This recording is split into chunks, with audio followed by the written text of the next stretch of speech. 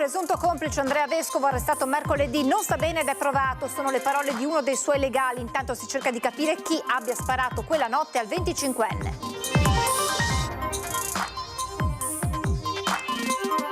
Oltre 1 chilo di droga e circa 1.000 euro in contanti. Gli uomini della Guardia di Finanza hanno arrestato un cittadino nordafricano per spaccio.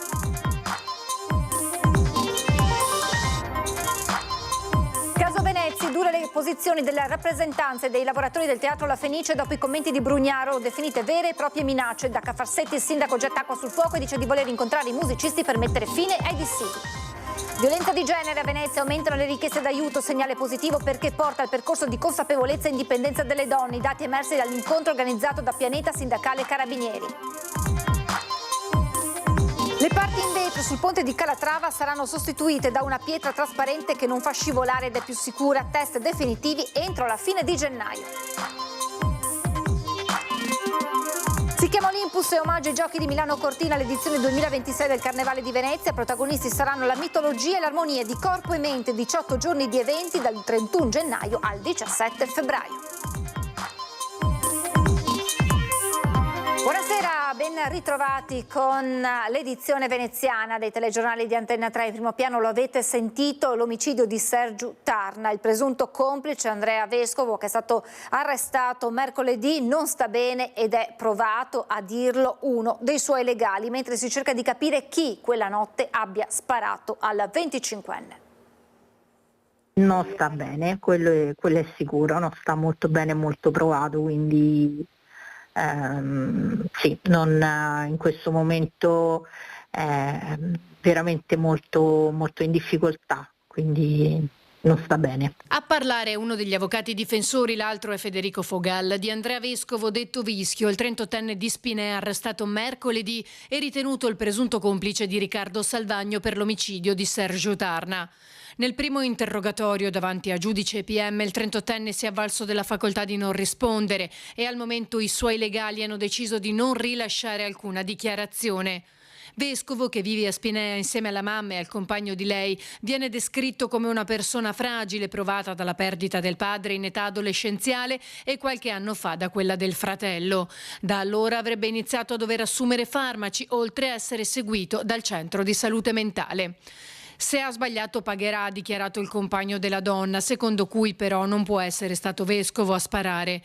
E questo è uno dei tanti punti da chiarire. Chi ha sparato quella sera al barman 25enne? Nell'interrogatorio Salvagno avrebbe detto agli inquirenti che quella notte fu il suo amico a tenere l'arma in mano, arma in dotazione alla polizia locale di Venezia assegnata a Salvagno, che ancora non si trova.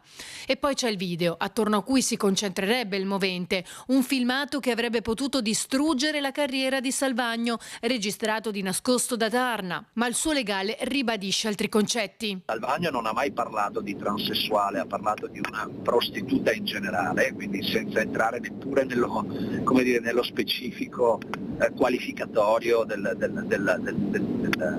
persona con cui si stava relazionando. Non ho mai sentito, lo ribadisco, parlare di stupro.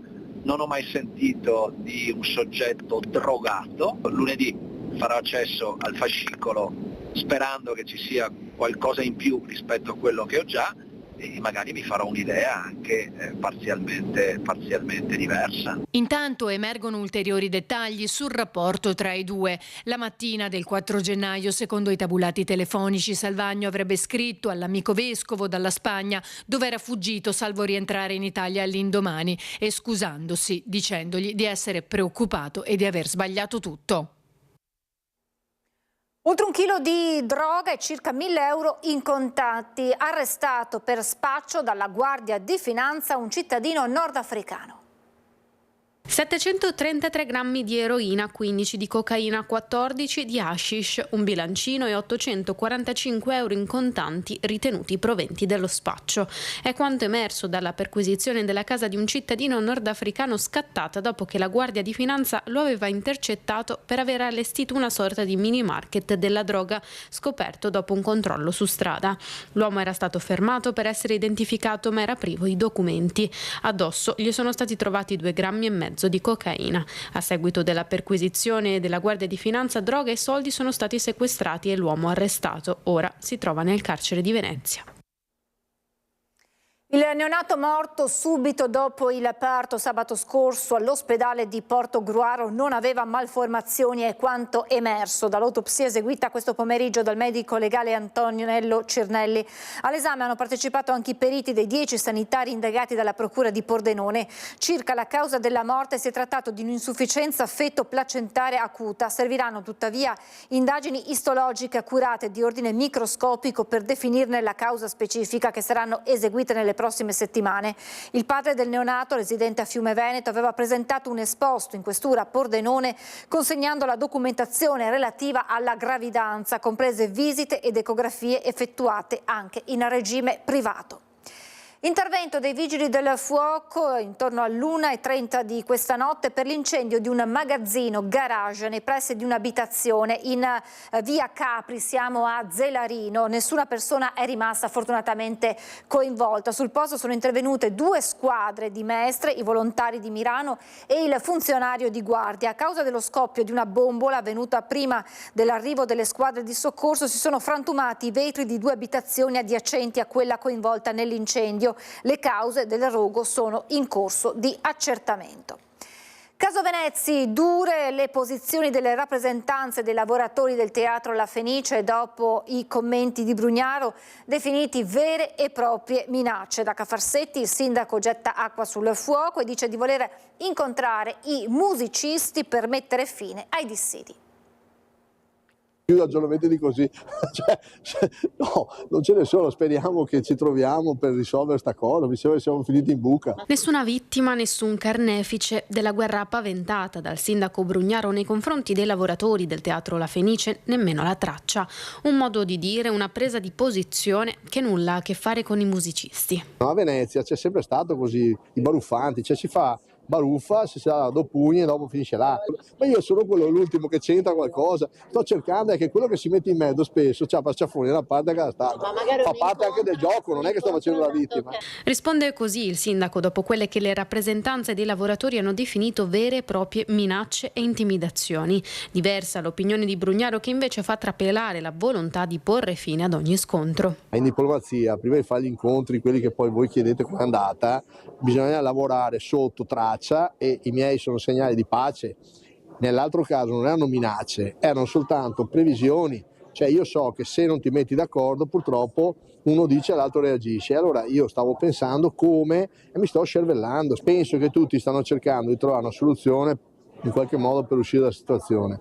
Poi ogni parola che dico in più viene usata in maniera diversa perché non dico più niente, insomma io resto a disposizione per trovare un accordo.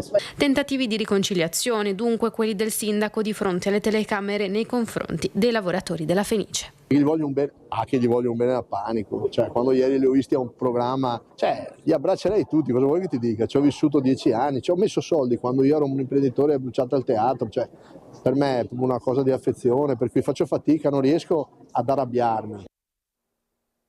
Il presidente della regione Alberto Stefani ha assegnato alla consigliera regionale veneziana Laura Besio le deleghe per le specialità territoriali di Venezia e la valorizzazione dell'area industriale di Marghera. Venezia, ha dichiarato Stefani, è il capoluogo, il simbolo del Veneto e la capitale mondiale della bellezza. Venezia e la sua laguna affrontano sfide importanti e in parte inconsuete, dallo spopolamento alla necessità di garantire uno sviluppo sostenibile e un turismo rispettoso alla salvaguardia di un ecosistema meraviglioso ma fragile. Per vincerle serve fare sempre di più. Per questo, ha concluso Stefani, ho deciso di attribuire alla consigliera Besio le 2 deleghe.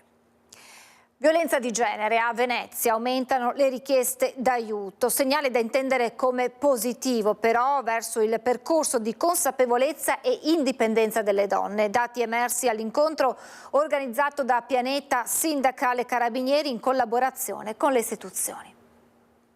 Sono 455 le donne che nel 2025 si sono rivolte al centro antiviolenza di Venezia. Nel 2024 erano state 426, una variazione del 7% che va letta non come un aumento della violenza quanto di un aumento della consapevolezza delle donne nei confronti della violenza di genere. I numeri sono in aumento, ma questo ci fa capire come non ci sia tanto un aumento del fenomeno quanto un'emersione del fenomeno, pertanto anche tutte le campagne di sensibilizzazione sensibilizzazione, le attività di prevenzione che abbiamo proposto insieme al centro in questi anni stanno avendo la loro efficacia. L'obiettivo è proprio quello di arrivare alle donne a far sì che chiedano aiuto. Al Centro Culturale Candiani di Mestre l'incontro con le istituzioni promosso da Pianeta Sindacale Carabinieri per parlare di violenza di genere, dalla segnalazione del pericolo agli aspetti normativi del Codice Rosso passando alle sue applicazioni. Un'occasione per diffondere la cultura del rispetto, sensibilizzare e promuovere consapevolezza. È fondamentale quel patto di corresponsabilità che vediamo qui oggi, che raccoglie voci diverse, la famiglia, la scuola, la società civile, le forze dell'ordine, il sindacato e naturalmente la politica. Una commissione che oggi parla con 17 punti d'inchiesta, 2 già approvati, la ricognizione normativa agli orfani, e 3 in approvazione nei prossimi mesi, quindi gennaio-febbraio. Parleremo di violenza economica, di diritto comparato, di braccialetti elettronici e di violenza online. Dall'onorevole l'espressione di Camera e Senato di continuare insieme senza distinzioni di colore politico la lotta alla violenza agendo in rete, puntando sulla prevenzione, tema quest'ultimo fulcro dell'incontro. Noi siamo formati a comprendere bene quali siano le dinamiche per le quali attivare le procedure del Codice Rosso. Infatti, quello che noi come Pianeta Sindacale Carabinieri diciamo alle parti governative in tutte le occasioni è quello che noi abbiamo bisogno di risorse umane, uomini e donne, perché è la prevenzione e la presenza sul territorio che ci consente di essere proprio quella che è l'aspettativa di tutti i cittadini, di garantire la tutela dell'ordine e la sicurezza. Il ponte della Costituzione, noto spesso come ponte di Calatrava, potrebbe cambiare aspetto. Già da quest'anno il Comune intende infatti sostituire i vecchi gradini in vetro con gradini in cemento intervallato a vetro, che migliorerebbe la percorribilità salvaguardandone l'aspetto estetico. Il quarto ponte sul Canal Grande potrebbe presto cambiare look e apparire così, con una sorta di cemento con innesti trasparenti a sostituire quei gradini in vetro saliti diverse volte al centro del dibattito cittadino, sia per la fragilità che in un contesto estremamente trafficato ne ha determinato nel tempo diverse rotture, che per la scivolosità che poteva verificarsi a seconda delle condizioni atmosferiche. Noi abbiamo fatto prima un'analisi di carattere strutturale ancora quest'estate, l'analisi invece in corso, che verrà terminata, riguarda quella che è la parte proprio chimica e fisica del materiale che verrà utilizzato, che è un materiale di cemento armato con gli inserti in vetro. Quelli a cui si sta sottoponendo il nuovo aspetto del Ponte della Costituzione, o come più spesso si dice di Calatrava, sono tutti esami di carattere tecnico, perché dal punto di vista estetico la soluzione è già ritenuta soddisfacente. Devo dire che anche il progetto è stato rivisto da Calatrava stesso, il quale chiedeva che potesse essere, tra virgolette, assicurata quella che è la luminosità del ponte. Per questo la ricerca che è stata fatta si è basata proprio sull'individuare un materiale alternativo alla trachite che potesse, qualora collocato, darci o comunque garantire una parte di questa luminosità che il progettista stesso chiedeva. Non dovrebbe volerci molto tempo prima che si aprano i cantieri che porteranno ad una nuova fase nella vita del ponte e delle migliaia di persone che lo attraversano quotidianamente. Se il 31 di gennaio si concludono le analisi, io credo che poi noi abbiamo già il progetto, abbiamo anche il finanziamento a bilancio e quindi potremmo pensare che il 2026 ci regali un nuovo ponte Calatrava con questo materiale. Conto alla rovescia per la partenza del Carnevale di Venezia, che avrà le Olimpiadi come tema conduttore. Dal 31 gennaio al 17 febbraio in programma decine di eventi in laguna e in terraferma. Intitolato Olympus, alle origini del gioco, il Carnevale di Venezia 2026 celebrerà le Olimpiadi invernali di Milano Cortina. Un connubio per certi versi inevitabile, visto che i due eventi si svolgeranno sostanzialmente in contemporanea. Dal 31 gennaio al 17 febbraio il Carnevale, dal 6 al 22 febbraio le Olimpiadi. Ma quali sono i punti di contatto in cui performance sportive e travestimenti si incontrano? Il Carnevale è una festa eterogenea, divertente, chiassosa e a voler guardare nella storia dell'arte troviamo tantissimi riferimenti. Chi si vuole vestire ha voglia e fantasia a partire dai miti greci fino ai supereroi ce n'è. Nel quadro di fine Settecento di Gabriel Bella, la festa del Giovedì Grasso in piazzetta, utilizzato a simbolo di questa edizione del Carnevale, si vedono degli atleti che formano una piramide umana, una delle specialità di uno spettacolo all'epoca molto popolare, chiamato le Forze d'Ercole, oppure un acrobata che si sta calando dal campanile di San Marco, il cosiddetto svolo del turco. Ecco allora come abilità sportive e festeggiamenti carnevaleschi si intrecciassero nel Medioevo. Ma il calcio giocavamo già nel 300, 400 con regole completamente diverse e fu sospeso, pensate, addirittura, quindi per capire qual era il confronto, perché c'erano troppi decessi. Quindi insomma, ma non soltanto tra chi lo giocava, ma anche tra il pubblico. A volte di questi tumultuosi eventi sportivi rimane traccia nella toponomastica cittadina, come per Calle della Raccheta a Cannareggio. Si giocava con una racchetta, va bene, e con una palla che era fatta con pergamena e all'interno, compressa, veniva messa della lana e addirittura rimbalzavano.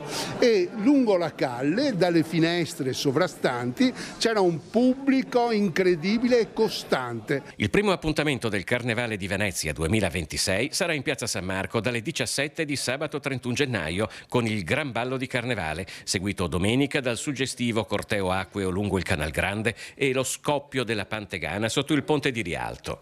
Da lì un lunghissimo calendario di eventi in tutto il comune, dagli spettacoli sull'acqua dell'Arsenale a sfilate di carri allegorici in tutto l'entroterra e a Lido e Pellestrina. Il Carnival Street Show prevede oltre 350 artisti coinvolti e 1000 esibizioni, ma anche nello spettacolo all'Arsenale nonché al dinner show il tema delle Olimpiadi sarà ripreso. Abbiamo cercato di diminuire la pressione territoriale anche con l'espansione della programmazione su tutto il territorio, a cominciare dalla terraferma. Il fatto di non avere solo la spettacolazione in Piazza San Marco e di avere più punti di attrazione ci permette di non avere particolari affollamenti. Ovviamente le aree più centrali in alcuni momenti sono fortemente sotto pressione.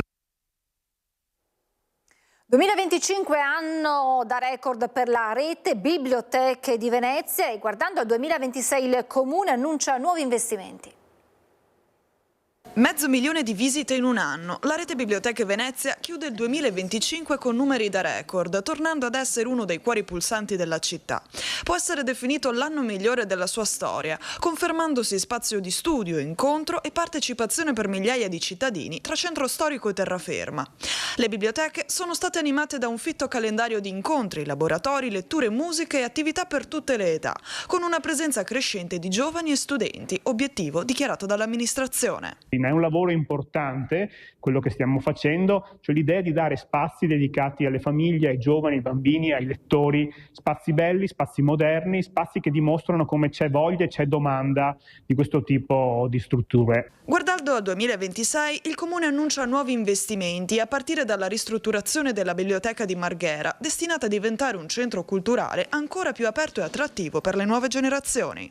Puntiamo a migliorare ancora di più con nuove aperture serali di VEZ, con l'inaugurazione della grande struttura di Marghera che si sta rifacendo completamente il look, diventando ancora più bella e ancora più grande, con l'integrazione col sistema delle ludoteche che saranno completamente rivoluzionate, in particolare appunto Marghera e quella di Villa Groggia a Venezia, e poi puntiamo a investire nelle strutture che ancora non hanno visto un completo rilancio, quindi puntiamo molto su Zelarino, punteremo molto su Zelarino, punteremo su San Lorenzo a Venezia e punteremo anche sulle isole, da Murano a Burano, alla Giudecca, a Pellestrina.